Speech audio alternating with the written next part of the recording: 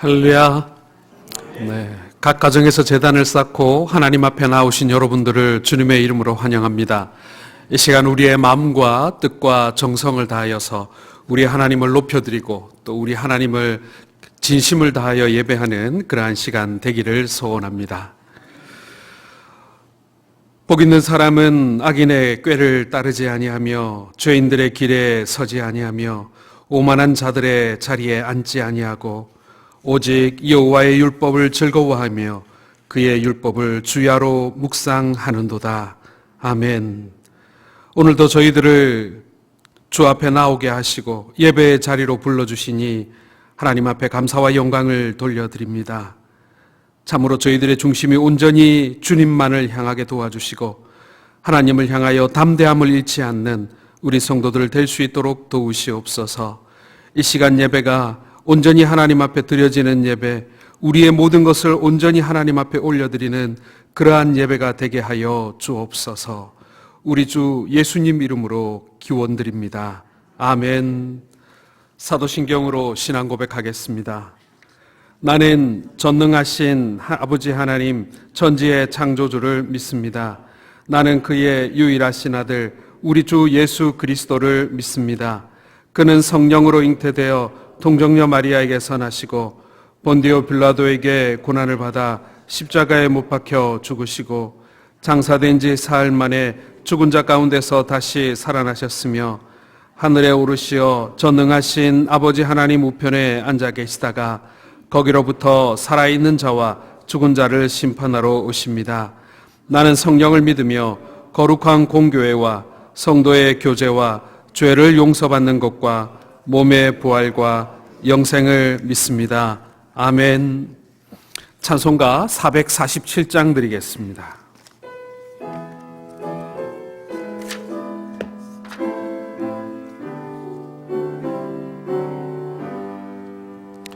이 세상 끝날까지 주 섬겨 살리니 내 친구 되신 주여 늘 함께 하소서.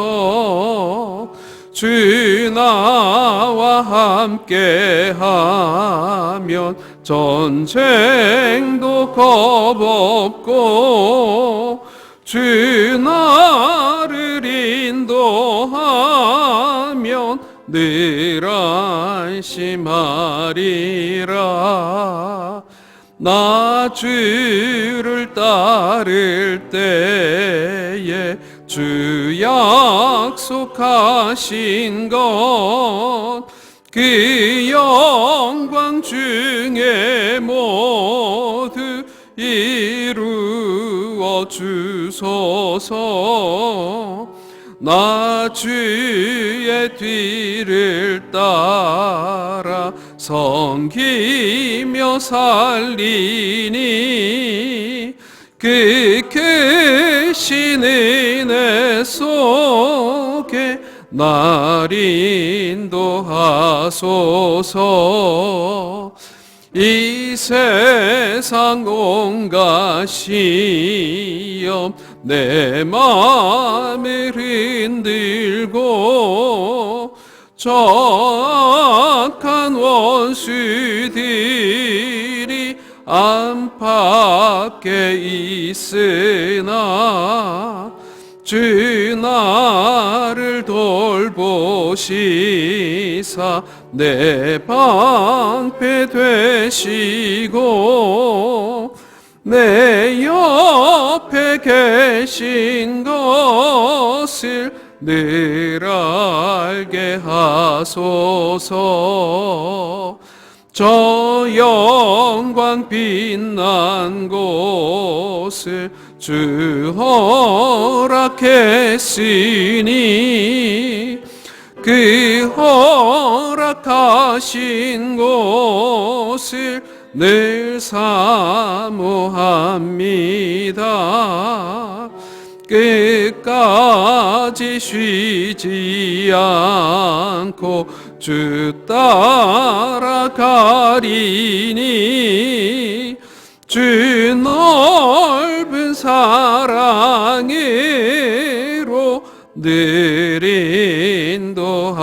하소서. 아멘.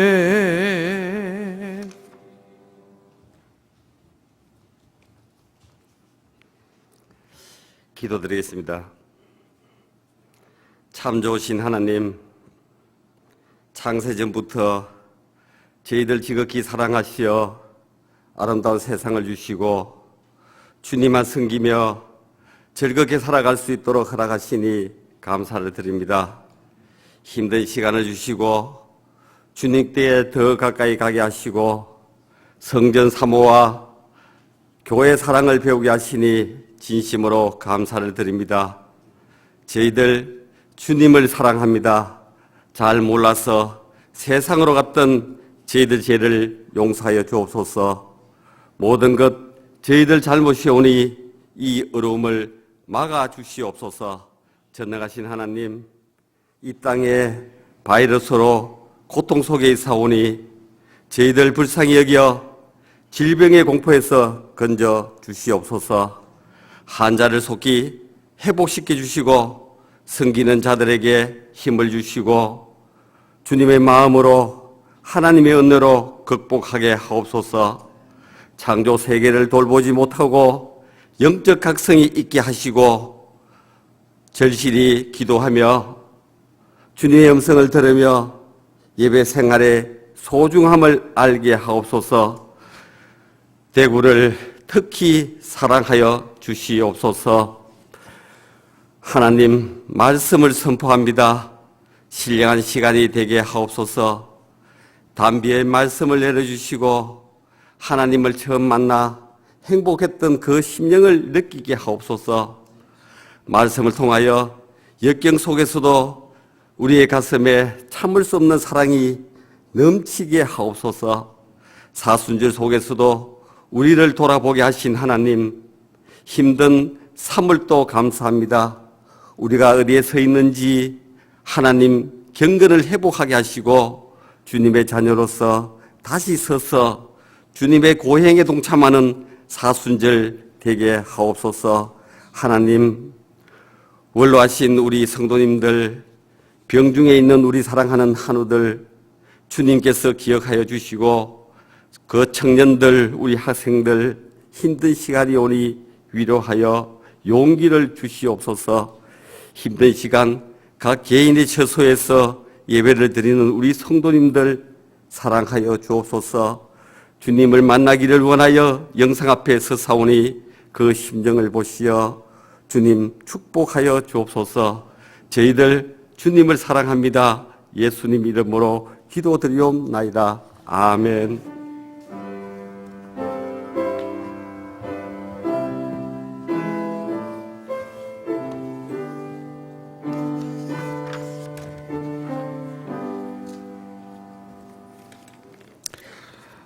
이 시간 주시는 하나님의 말씀은 출애굽기 1장 1절에서 14절까지의 말씀입니다.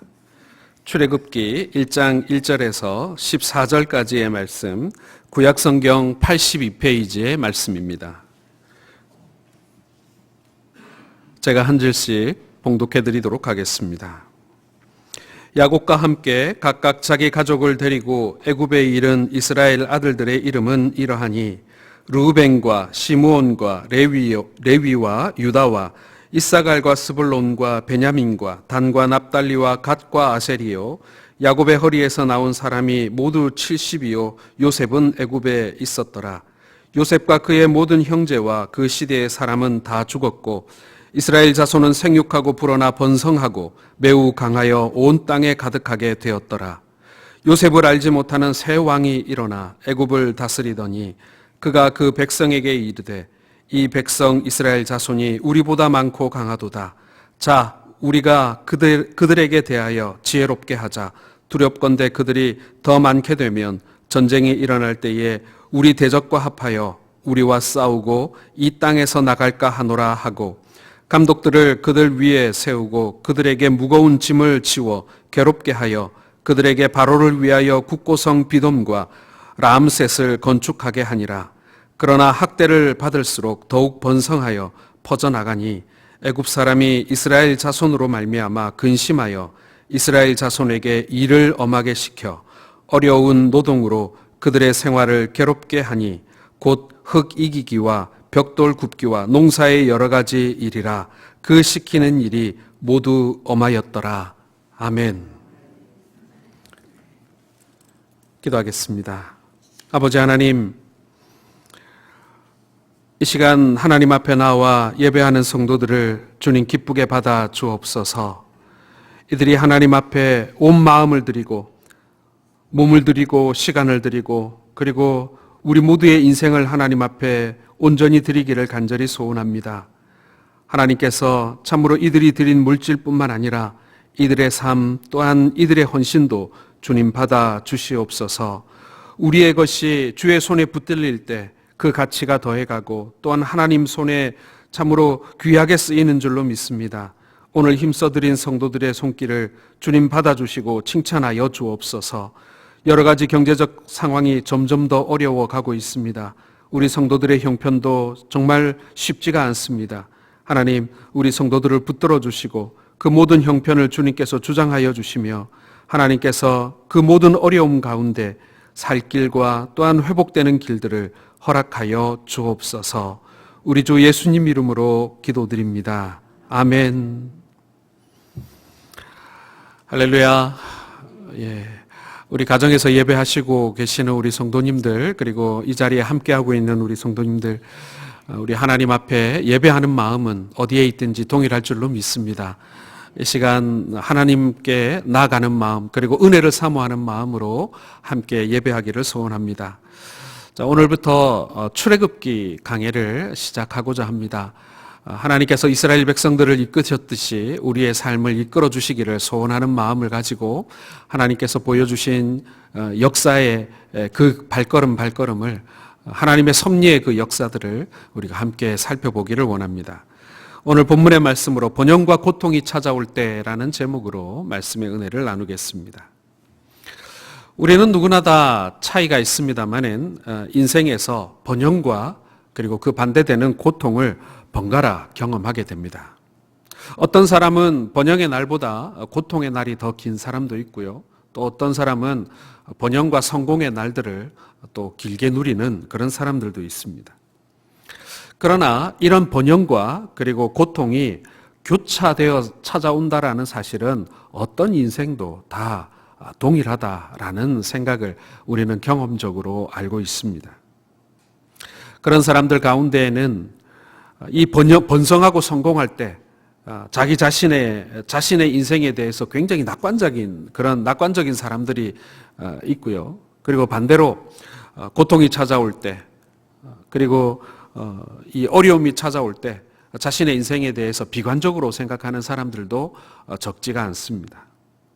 자, 오늘 우리가 본문 가운데 이 출애굽의 대역사가 시작되는 장면 속에서 이 성공이라고 하는, 번영이라고 하는 장면과 그리고 고통, 실패라고 하는 이 장면이 번갈아 나타나고 있습니다. 출애굽기의 시기는 주전 15세기까지 거슬러 올라갑니다. 야곱의 가족들이 가나안의 흉년을 피해서 애굽에 내려온 지 430년 만에 이제 이스라엘의 새로운 역사가 쓰여지고 있는 것이 바로 이 출애굽기 1장의 내용입니다. 이스라엘 백성들은 이 애굽에서 번영과 그리고 고통을 번갈아가며 경험하게 되어 있습니다. 마치 우리 인생들처럼 말이죠. 우리 인생이, 또 우리 공동체가, 우리 나라가, 또 우리 민족이 이러한 번영과 고통을 반복해 온 것처럼 여러분, 이스라엘도 그렇단 말입니다. 그러나 우리가 이것을 단순히 책에 나와 있는 역사로, 그리고 우리가 지금 반복해서 경험하는 역사로 우리가 경험하는 것이 아니라 하나님의 섭리에서 우리가 이 역사를 보아야 한다라는 것입니다.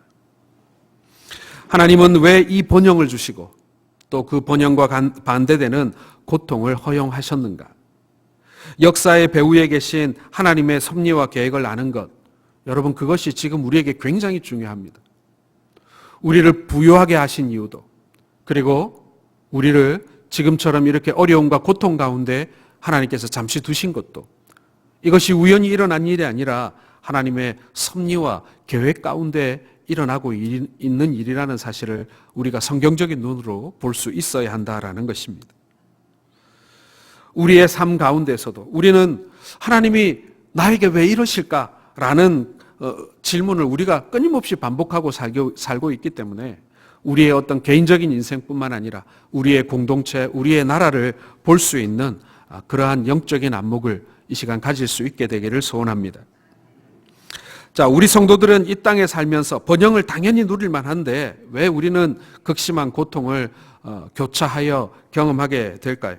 자, 우리 오늘 1절에서 7절의 내용을 보면요, 번영의 섭리가 기록되어져 있습니다.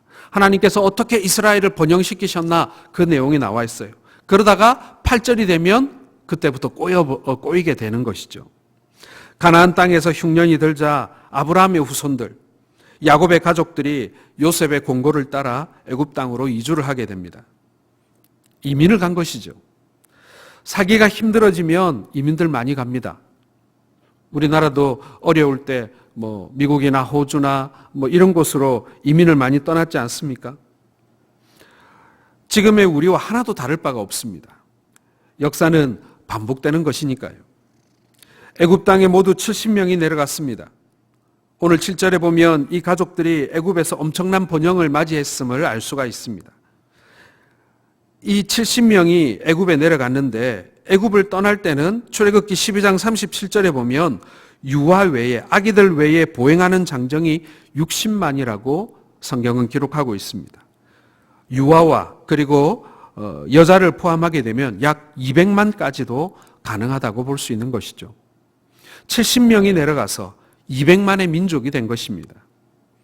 약 300년에 걸쳐서 비교적 평안하고 번성하는 축복을 이들은 애굽에서 누린 것입니다.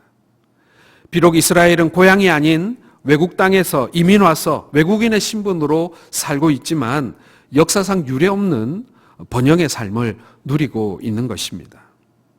여러분, 하나님께서 이러한 번영을 허락하신 이유가 무엇이겠습니까? 오늘 본문이 우리에게 가르쳐주고 있는 첫 번째 메시지는 이 번영이라는 것은 개인적인 고통을 보상하시는 하나님의 선하심이라는 것입니다. 여러분, 우리가 좋아하는 말씀이 있습니다. 로마서 8장 28절에 우리 한번 같이 읽어볼까요? 하나님을 사랑하는 자, 곧 그 뜻대로 부르심을 입은 자들에게는 모든 것이 합력하여 선을 이루느니라. 아멘. 우리 모든 그리스도인들이 이 말씀 귀하게 여기고 이렇게 붙들고 있는 말씀 아닙니까? 바울의 인생관이었고 그리고 저와 여러분들의 인생관이기도 합니다. 하나님은 고통 그 자체로 그냥 남겨두시는 분이 아니에요. 고통은 반드시 있습니다마는 하나님의 백성들도 그 고통에서 예외일 수는 없잖아요. 그러나 하나님의 약속은 그 고통을 반드시 선으로 변화시켜 주신다. 여러분, 이것이 변하지 않는 우리를 향한 하나님의 약속인 것입니다. 어떤 사람은요, 이 땅 가운데에서 그 선을 보상받기도 합니다. 그러나 어떤 사람은 하나님의 나라에서야 그 선을 보상받을 것입니다. 그러나 여러분, 분명한 것은요, 고통을 보상하시는, 갚아주시는 하나님의 보상이 있다는 것입니다. 여러분, 이걸 믿으시길 바랍니다. 창세기의 마지막 부분을 보면 아브라함과 이삭과 야곱의 가족들이 가나안 땅에서 무척 고통스러운 시간을 보내게 되는 것을 볼 수 있습니다. 정착할 땅이 없음은 물론이거니와 외족의 침입을 당하지요. 가뭄과 여러 번의 위기를 경험하게 됩니다. 정말 어렵게 살아요. 이 가운데 하나님께서는 한 사람을 들어서 먼저 애굽에 보내십니다. 누굽니까, 여러분?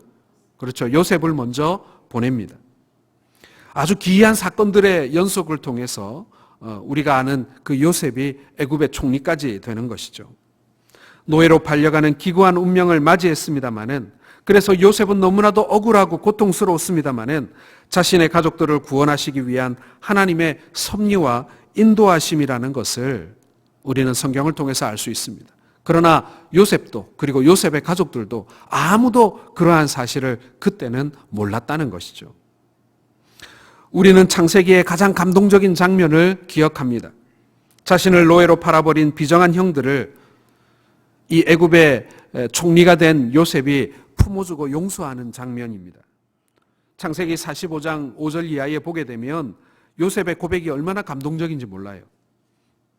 내가 혹시 형들에게 복수할까봐 걱정하는데 걱정하지 마세요.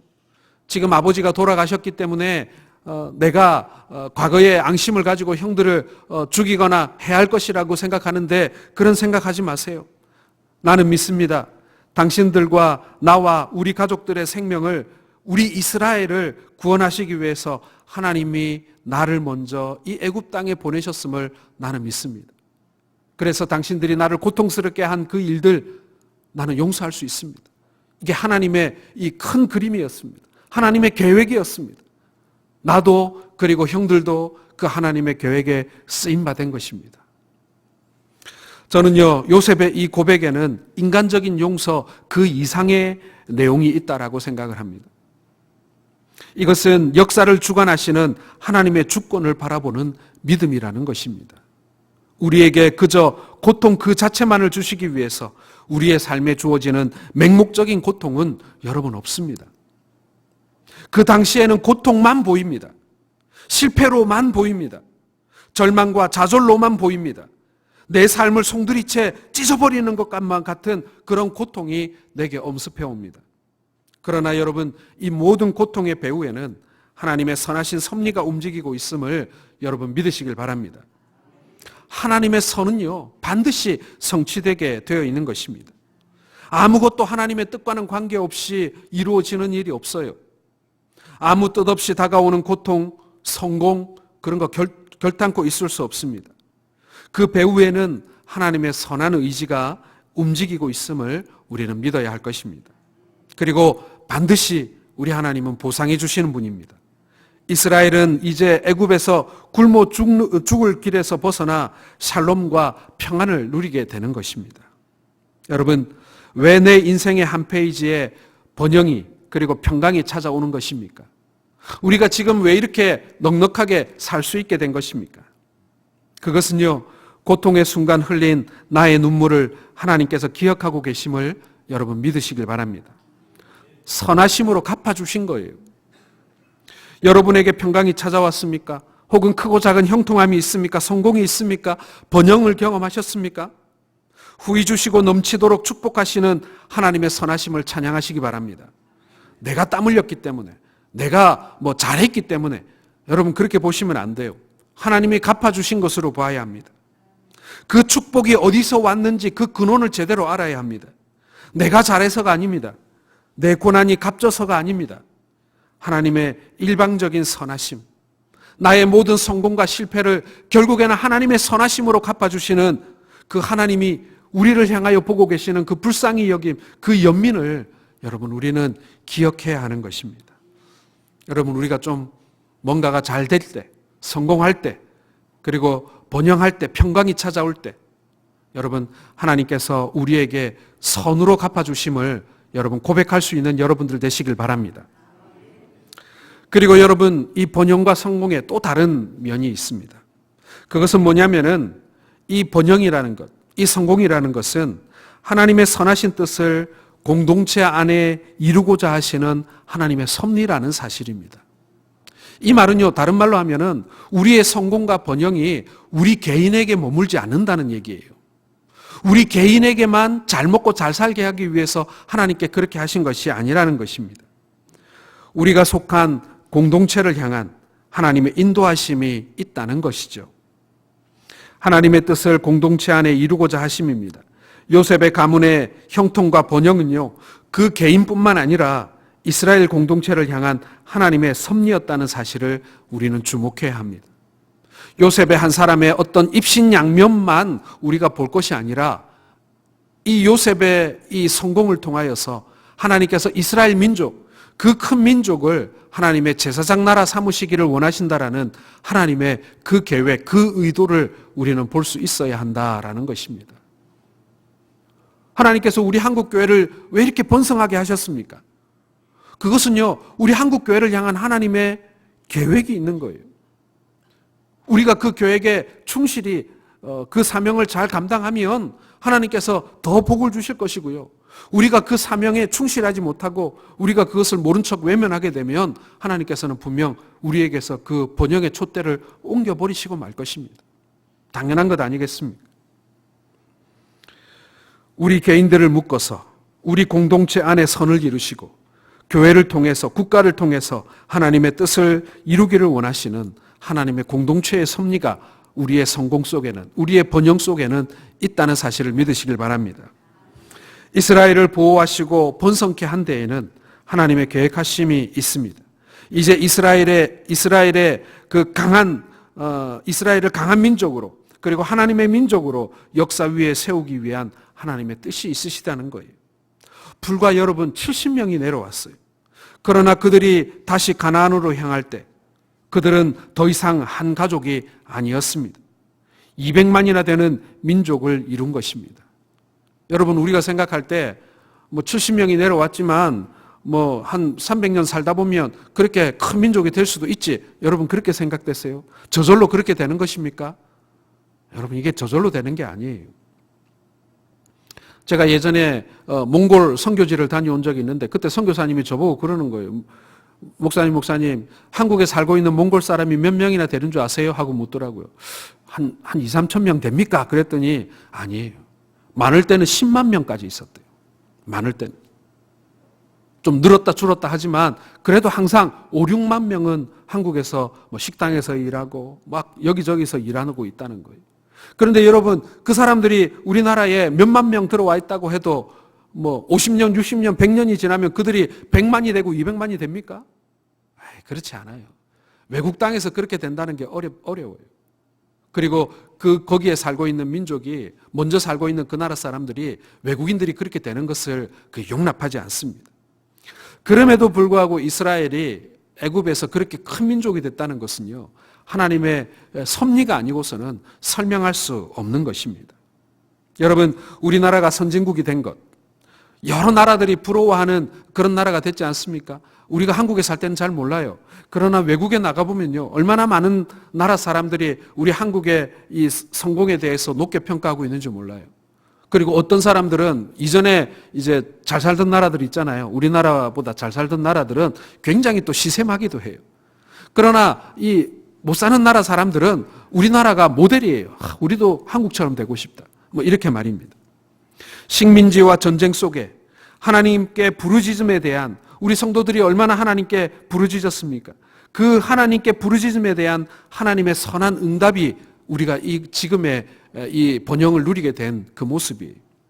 그러나 우리가 선진국이 되었다면 이제는 우리가 하나님의 사명을 온전히 감당해야 될 그 사명도 우리에게 주어졌다라는 사실을 우리는 기억해야 하는 것입니다.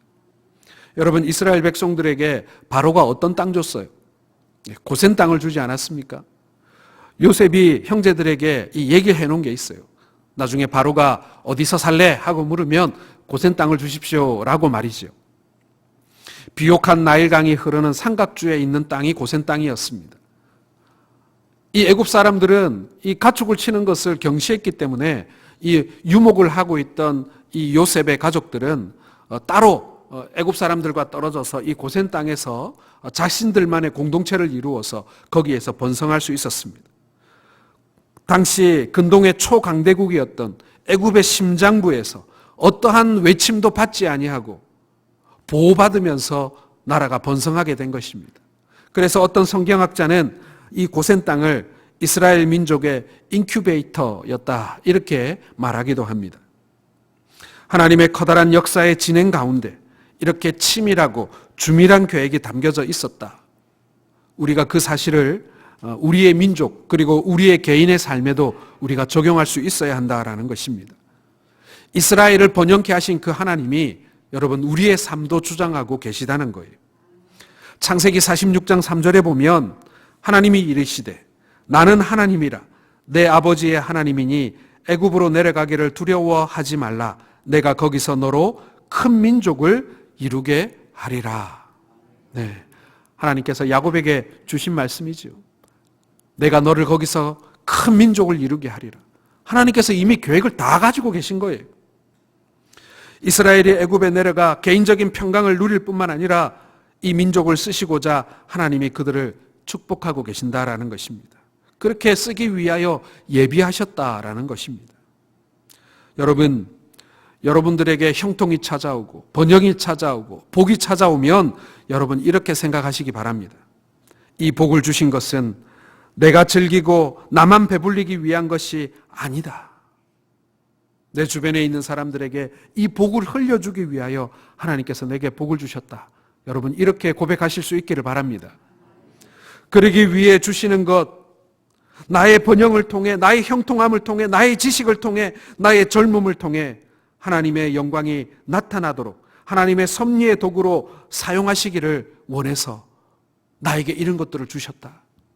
여러분 이 고백이 여러분 곧 믿음인 것입니다. 여러분들이 번영을 구가할 때 이제 내가 나의 돈과 나의 가진 것 이제 무엇을 하나님을 위해서 할까요? 여러분 우리의 기도가 이런 기도가 나와야 돼요. 성공하고 부유해졌고 잘 사는데도 불구하고 날마다 하나님 앞에 주세요 주세요만 반복하고 있다면 여러분 그건 정말 큰 문제가 아닐 수가 없어요. 우리에게 주신 것이 있을 때 하나님께서 우리에게 조금이라도 여유를 주실 때 하나님 이것 저에게 여유롭게 주셨는데 내가 이것을 가지고 하나님 앞에 무엇을 해야 할까요? 라고 물을 수 있다면 여러분 그것은 축복을 누릴 자격이 있는 사람의 모습이라는 것입니다. 그렇지 않다면 여러분 이 복의 뜻을 모르는 사람이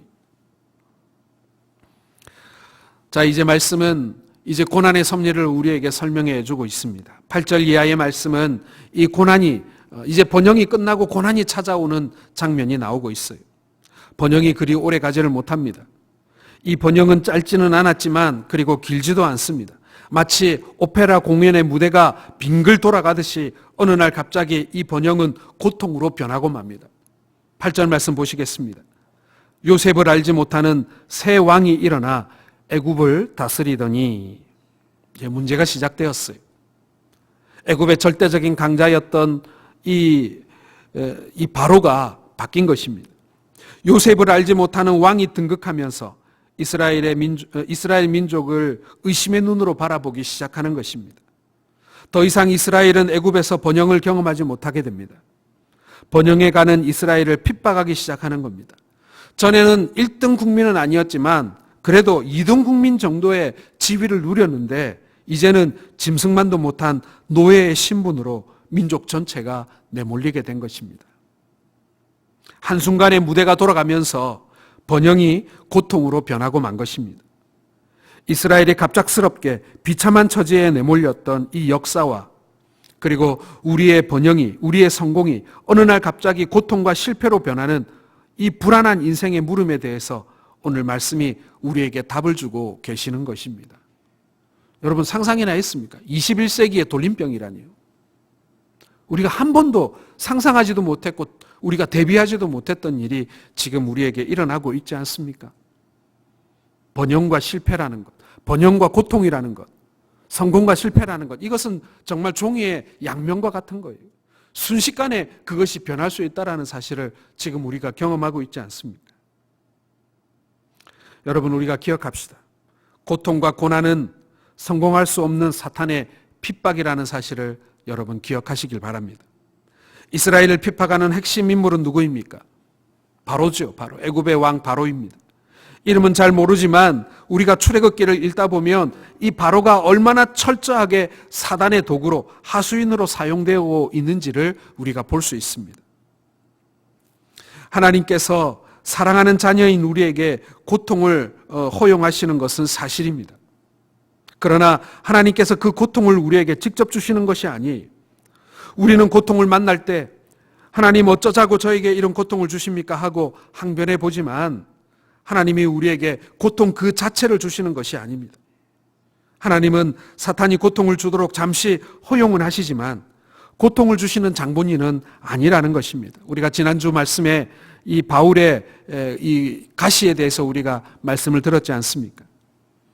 하나님께서 이 바울이 3번이나 이 가시가 떠나기를 강구했지만 하나님께서 여전히 그 가시를 바울에게 남겨두신 이유가 뭡니까?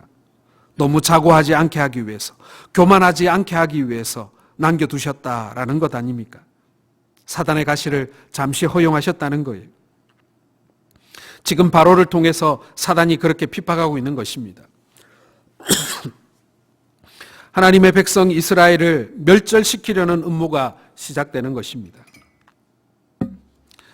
모든 태어나는 남자 아이들을 나일강에 던져버리는 끔찍한 핍박을 감행합니다. 그러나 여러분, 이런 음모는요, 역사적으로 끊임없이 반복되어져 왔습니다. 헤로드 왕이 베들레헴의 2살 이하의 어린이들을 다 죽이는 사건이 일어나지요. 사단의 목표는 예수님이었습니다. 예수님을 죽이기 위해서, 예수님을 해방하기 위해서 그 민족을 공격하고 멸절시키는 그런 일들을 저질러 온 거예요.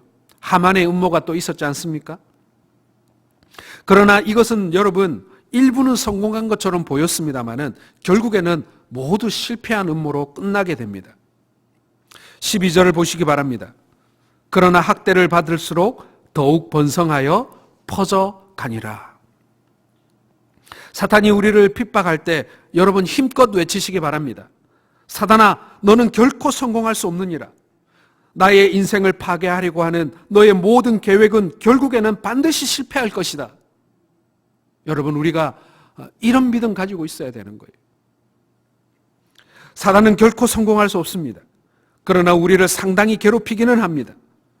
뱀과 여인의 후손 사이의 싸움이에요. 그리스도는 결국 사단을 망하게 하고 말 것입니다. 사단은 하나님의 백성들을 흔들고 괴롭힐 것입니다. 그러나 결코 그들은 성공할 수 없음을 여러분 기억하시기 바랍니다. 초대교회가 엄청난 핍박을 받아왔지 않습니까? 10명의 로마 황제에게 10번의 대핍박을 당합니다. 얼마나 많이 죽었는지 역사책에 기록되지 않은 그 순교자의 숫자가 어마어마해요. 그러나 교회는 지금도 위대한 하나님의 대사의 사명을 다하고 있지 않습니까? 결코 이길 수 없습니다. 여러분, 이길 것을 알고 싸우는 것과 불안한 가운데 싸우는 것은 분명 차원이 다르지 않습니까? 요즘에 코로나 때문에 정말 우리가 어려운 시간을 보내고 있습니다. 그런데 외국 기자들이, 그 BBC 기자가 그런 얘기를 했다고 그래요. 이렇게 엄청난 이 질병의 재앙을 겪고 있는 이 대구시를 방문했는데 깜짝 놀랐다는 거예요. 어디에서도 폭동이 일어나지 않고, 어디에서도 사재기가 일어나지 않고, 시민들이 너무 침착하게 이 상황을 받아들이고 있는 사실이 자기는 너무 놀랐다는 거예요. 이렇게 많은 환자가 발생하고 이렇게 병이 퍼져가면 다른 나라 같으면 어떻게 합니까? 차를 몰고 도시를 빠져나가는 긴 행렬이 이어지고 마트마다 사재기 하는 일들이 벌어지고 약탈이 벌어지고, 이게 보통 선진국에서도 일어나는 일이거든요. 그런데 대구 사람들 눈 하나 깜짝 안 하고 이 일들을 감당하면서 생업을 감당하고 있더라는 거예요. 여러분, 왜 그렇습니까? 그건요, 여러분, 우리가 결국에는 이 병을 이길 것을 알기 때문에 그러는 거예요. 어렵고 힘들지만 결국 우리가 이 병을 이겨낼 거라는 걸 알기 때문에 우리 모든 시민들이, 그리고 우리 국민들이 이 상황을 담대하게 이렇게 이겨내고 있는 거예요. 여러분, 마찬가지예요.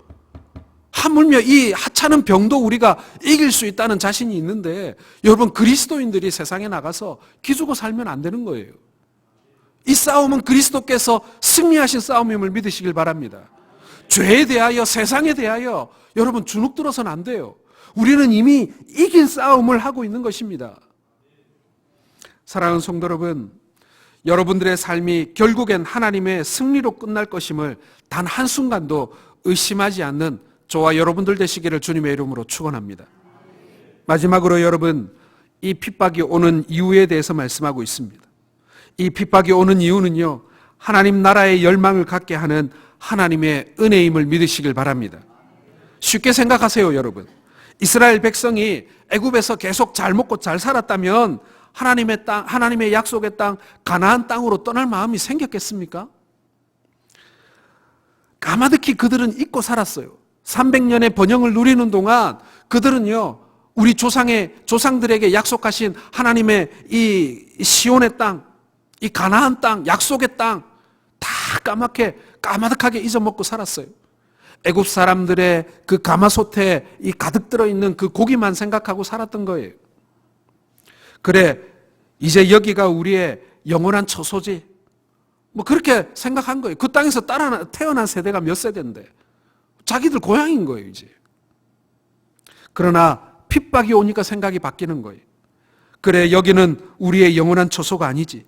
우리의 살 곳은 하나님이 주신다고 약속하신 가나안 땅이야. 핍박이 오니 그 약속이 다시 기억나기 시작하는 것입니다. 여러분, 지금도 마찬가지입니다. 여러분, 지금 우리가 사는 이 세상이 너무너무 재미있으면요, 사실 하나님 나라에 대한 소망이 점점 없어져요. 점점 없어져요. 제가 신방을 해서 예배를 드린 가정이 있었습니다. 강남에 이 한 가정이었는데 정말 잘 나가는 집이었어요. 저는 한 집에 거실이 3개 있는 거 처음 봤어요. 거실 보통 집에 하나 있잖아요, 그렇죠? 그런데 집에 거실이 3개가 있더라고요. 정말 깜짝 놀랐습니다. 그런 집에 갔는데 신방을 하는 가운데 그때 제가 갈라디아서 말씀을 가지고 말씀을 전했는데 이 하나님 나라에 대한 종말에 관한 이야기가 있었어요. 근데 이런 말씀을 하는 거예요. 목사님, 저는요 솔직히 말해서 예수님 좀 천천히 오셨으면 좋겠어요. 지금 너무 행복하거든요. 지금 너무 만족스럽거든요. 그래서 좀 천천히 오시면 좋겠어요. 될 수 있으면 제 생에 안 오셨으면 좋겠어요. 네, 지금 당장 안 오실 수도 있죠.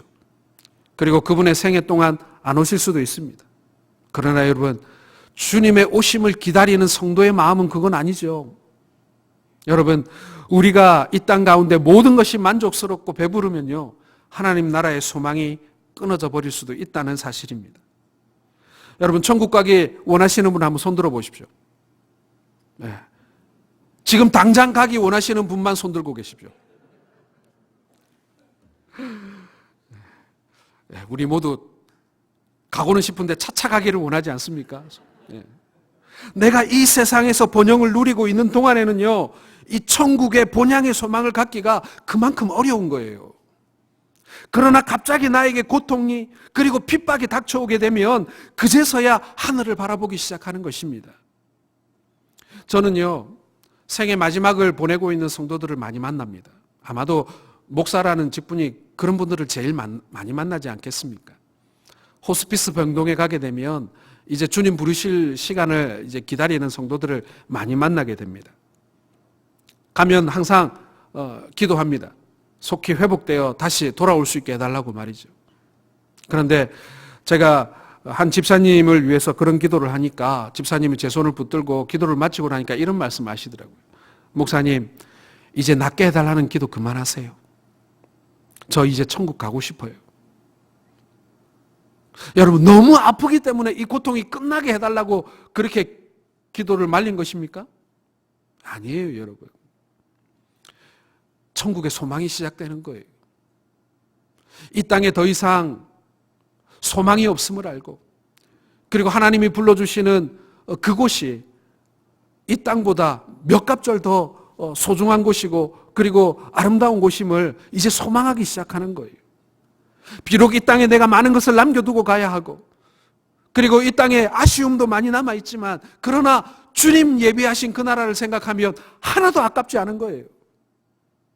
여러분, 우리에게 병 걸리는 것만 빼고 그 소망이 시작될 수 있기를 바랍니다.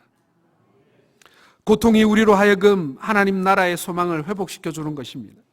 그래서 고통은 하나님 나라의 열망을 갖게 하는 하나님의 또 다른 은혜임을 믿으시길 바랍니다. 여러분, 우리가 이번에 코로나를 통하여서, 이 질병을 통하여서 여러분, 우리가 간증하게 되는 이 메시지가 있어야 돼요. 간증거리가 있어야 돼요. 여러분은 어떤 간증을 지금 만들어가고 계십니까?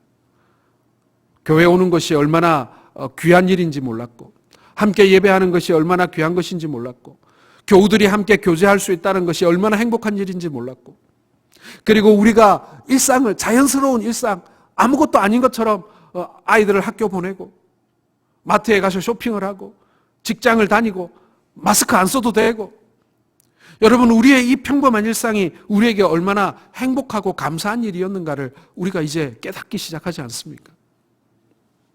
여러분, 이게 은혜인 거예요. 우리가 정신 바짝 차리고 살게 해주시는 거예요.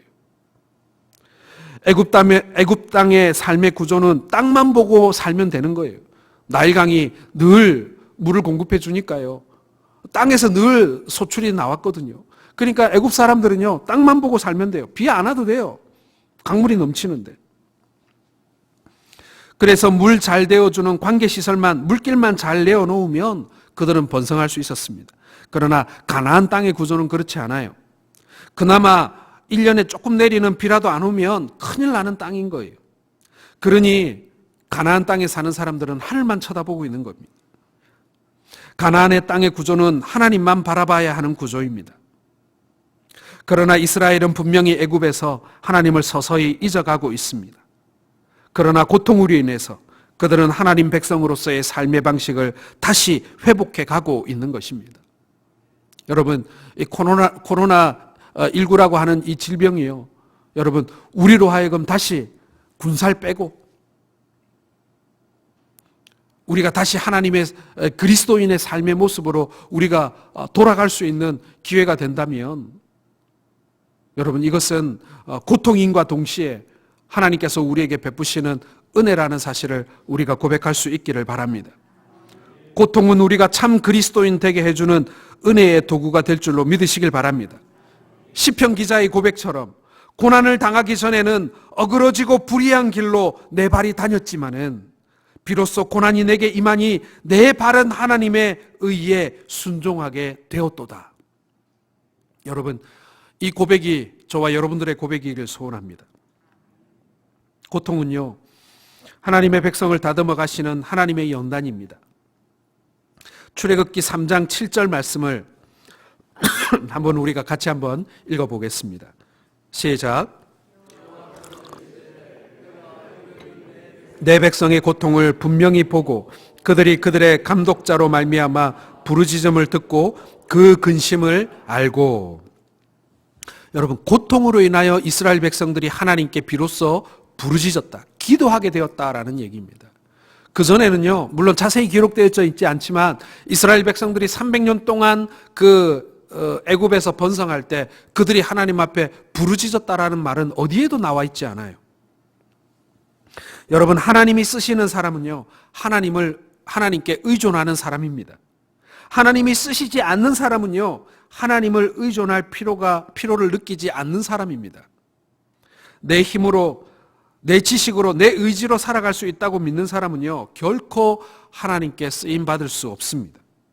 하나님과 상관없는 사람이 우리가 고통을 통해서라도 우리 하나님을 바라보게 된다면, 그리고 하나님을 의존하게 된다면, 그때 여러분 비로소 우리는 하나님께서 사용해 주시는 하나님의 사람이 될 줄로 믿습니다.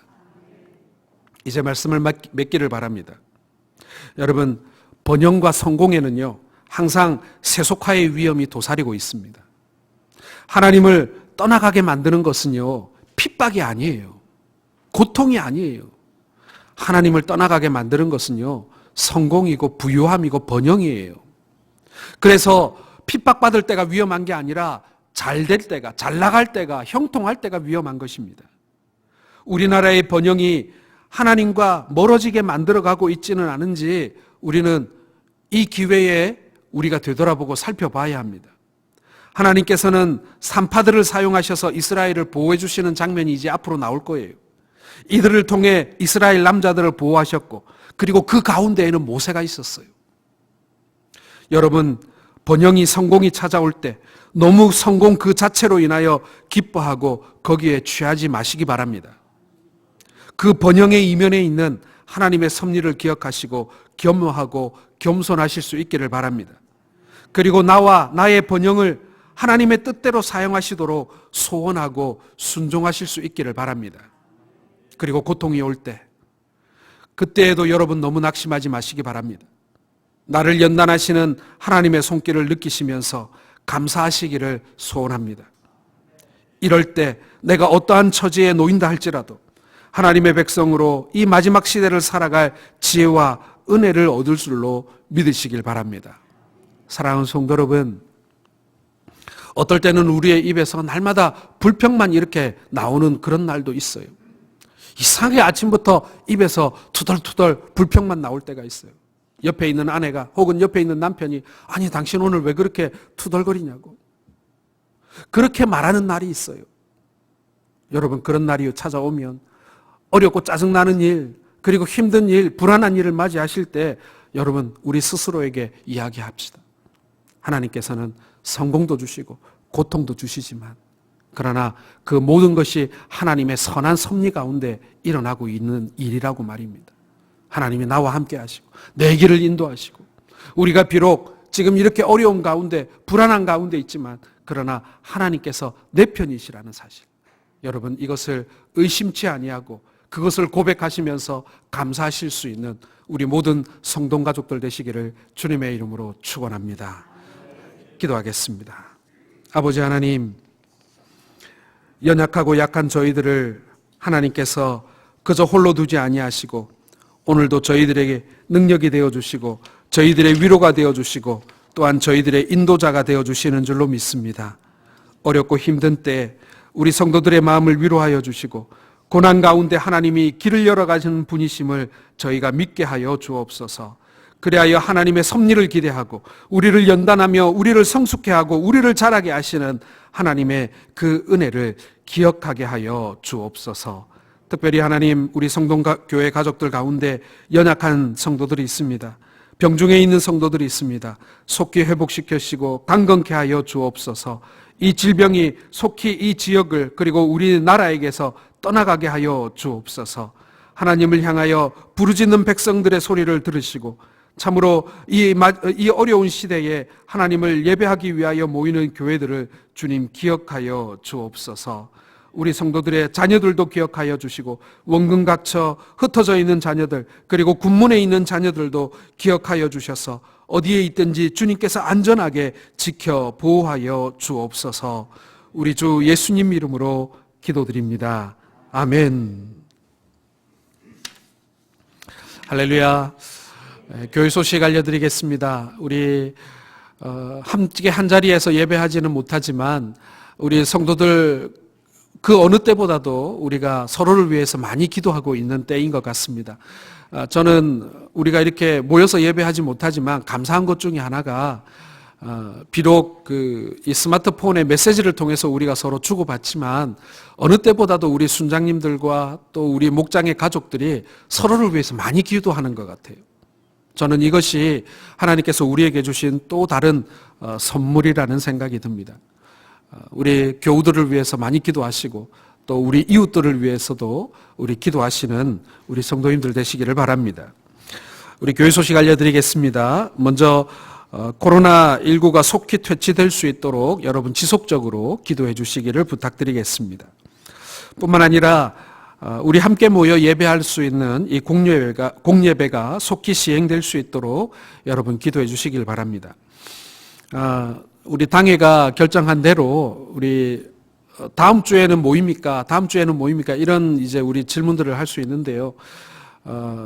우리가 한 주 단위로 우리 당회원들이 지금 이 질병의 추이를 보고 우리 다음 주에 예배가 이렇게 지금 영상으로 드리게 될지 아니면은 모일 수 있을지를 지금 결정하고 있습니다.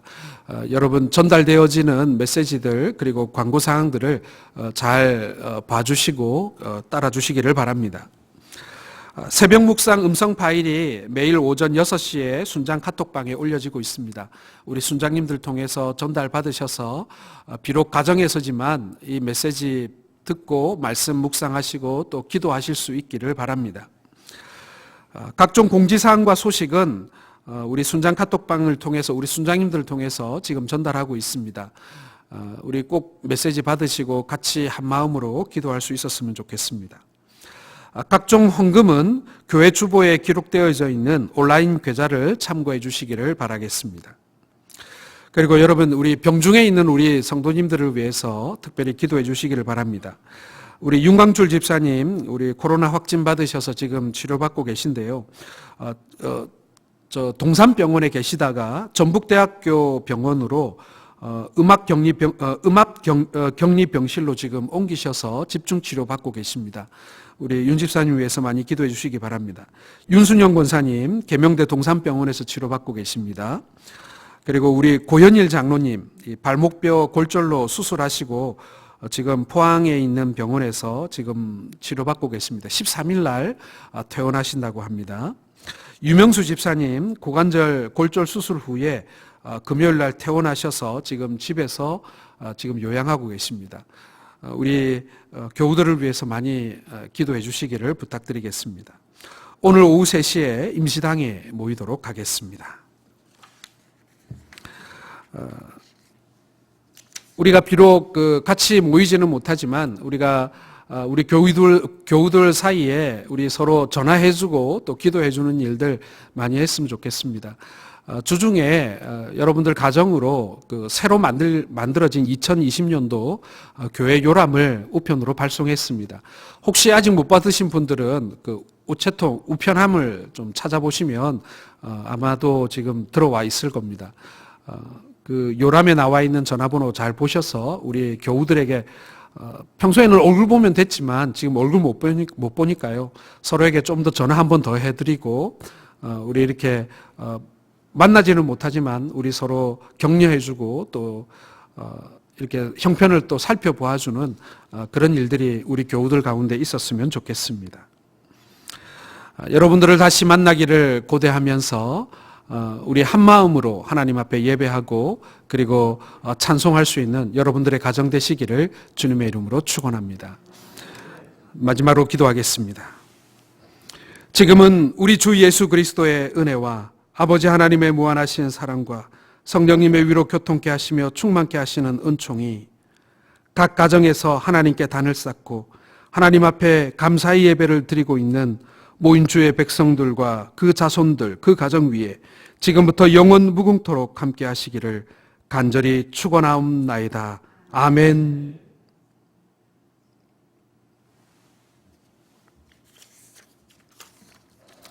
예, 이제 예배 마쳤습니다.